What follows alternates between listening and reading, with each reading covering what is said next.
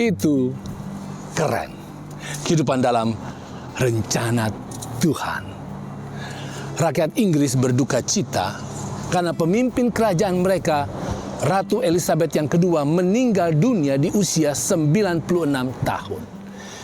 Dia telah memimpin Inggris selama 70 tahun, menjadi pemimpin kerajaan yang terlama yang pernah hidup. Dunia pun turut berduka cita. Yang menarik adalah penyebab kematiannya. Apa? Sudah terlalu tua? Tentu.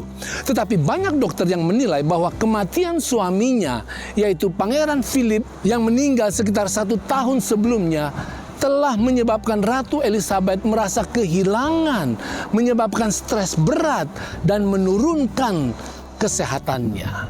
Saudara, pasangan hidup, kekasih sangatlah menentukan kehidupan kita. Sukacita dan duka cita kita akan menjadi sangat maksimal oleh karena orang yang dekat, teman hidup, atau kekasih. Sudahkah Anda memilih teman hidup, kekasih dengan tepat?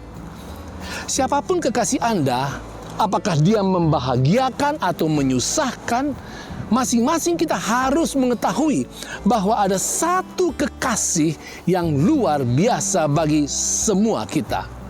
Roma 9 ayat 24-25 mengatakan, yaitu kita yang telah dipanggilnya bukan hanya dari antara orang Yahudi, tetapi juga dari antara bangsa-bangsa lain. Seperti yang difirmankannya juga dalam kitab Nabi Hosea, yang bukan umatku akan kusebut umatku, dan yang bukan kekasih, kekasih. Apa maksudnya ini? Saudara, Tuhan adalah seorang kekasih. Dia adalah kekasih yang membahagiakan secara maksimal untuk setiap orang yang bersedia untuk menyambut cinta kasihnya yang tulus. Sebagai kekasih, Tuhan melakukan segala yang terbaik untuk kebahagiaan kita. Bahkan ketika kita patut terhukum, sengsara, dan mati oleh karena dosa-dosa kita, Tuhan Yesus datang membela kita. Dia membela kita di hadapan alam semesta, dan dia memberikan nyawanya untuk menggantikan kita sebagai yang terhukum mati.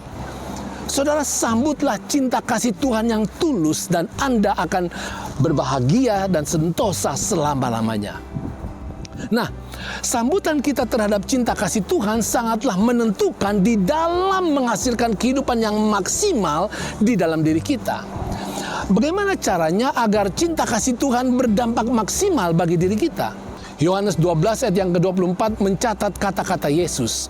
Aku berkata kepadamu, sesungguhnya jikalau biji gandum tidak jatuh ke dalam tanah dan mati, ia tetap satu biji saja. Tetapi jika ia mati, ia akan menghasilkan banyak buah. Ini dia, agar kita berbuah banyak, hidup penuh daya, hidup penuh kuasa, hidup penuh bahagia. Seperti sebuah benih gandum, kita harus jatuh ke tanah, dan kita harus mati demi Tuhan kekasih kita. Apa maksudnya? Artinya kita harus rela jatuh dari tangkai gandum. Kita lepas dari kendali kita terhadap diri kita sendiri, dan rela jatuh di mana saja Tuhan kehendaki.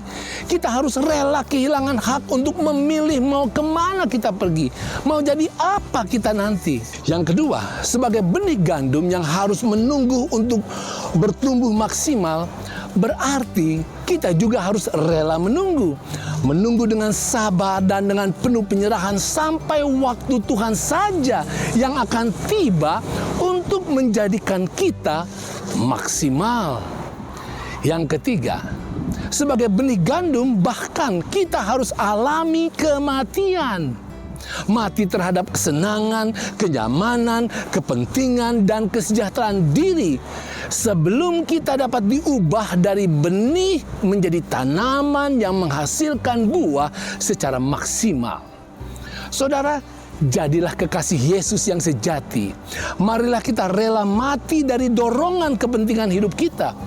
Bangkitlah dan hiduplah bersama dengan Yesus setiap hari di dalam mewujudkan kehendak Tuhan secara maksimal di dalam diri kita. Itu keren.